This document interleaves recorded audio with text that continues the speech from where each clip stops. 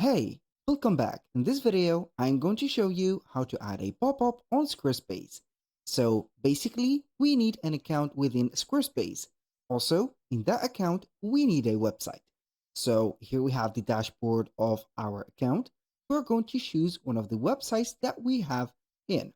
So I'm going to select this one, for example, and then we're going to see it right away. Once we have our website loaded, we are going to head over the left side of the screen, and from here we are going to scroll down a little bit until we see here marketing.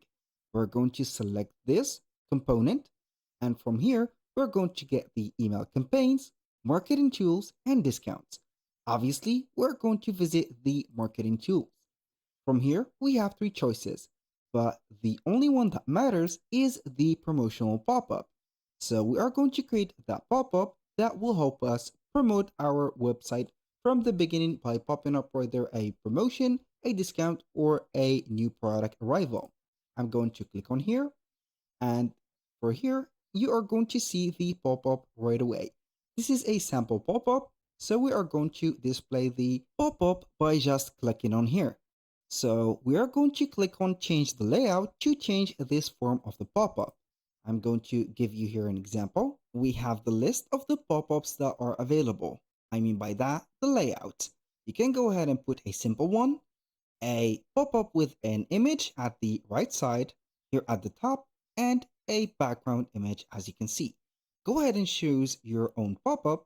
When you finish, you're going to click on save, be back right there, and from here, we are going to see four menus: the action, the content, display and timing, and styles.